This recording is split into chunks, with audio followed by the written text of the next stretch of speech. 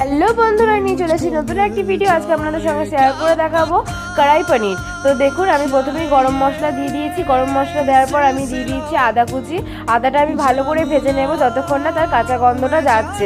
দেখুন, আদাটা কিন্তু আমার ভাজা হয়ে গেছে। এবার দিয়ে দেবো টমেটো কেচাপ। তো বন্ধুরা, দেখলেন তো তেলের ওপর টমেটো কেচাপটা দেওয়ার জন্য কত ফুটছে। তো তারপরে যেটা দিয়েছিলাম টমেটো কেচাপ আর আদাটা আমি ভেজে নেওয়ার পর আমি যে পনির ভিজিয়ে রেখেছি সেই জলটা আমি একটু একটু করে দিয়ে নেড়ে নেব। তার মধ্যে অ্যাড করে দেবো কিছু শুকনো মশলা, যেমন জিরে, ধনে, হলুদ গুঁড়ো, লঙ্কা গুঁড়ো, ঝাল লঙ্কা। ভালো করে কষিয়ে নেব গুঁড়ো মশলাগুলো দিয়ে। আবার যেন গুঁড়ো মশলাগুলো তলায় লেগে দেওয়া যায়, সেই জন্য পনির ভেজানো যে জলটা আছে সেটা দিয়ে আমি হালকা হালকা নেড়ে নেব।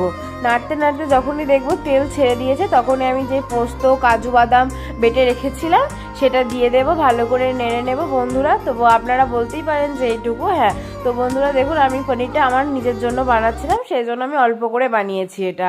তো এই দেখুন, ভালো করে কিন্তু মশলা থেকে তেল ছেড়ে দিয়েছে। আমি আর একটু মিষ্টি মিষ্টি ভাব করার জন্য ওর মধ্যে দিয়ে দিয়েছি টমেটো কেচাপ। তো দেখুন, পুরোটা কিন্তু তেল একদম ছেড়ে দিয়েছে। এবারে দিয়ে দেবো স্বাদ মতো চিনি।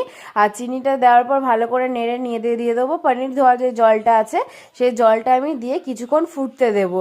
যেই ফুটে আসবে তখন আমি আস্তে আস্তে পনিরগুলো দিয়ে দেবো। দেখুন, কিন্তু জল ফুটে এসেছে।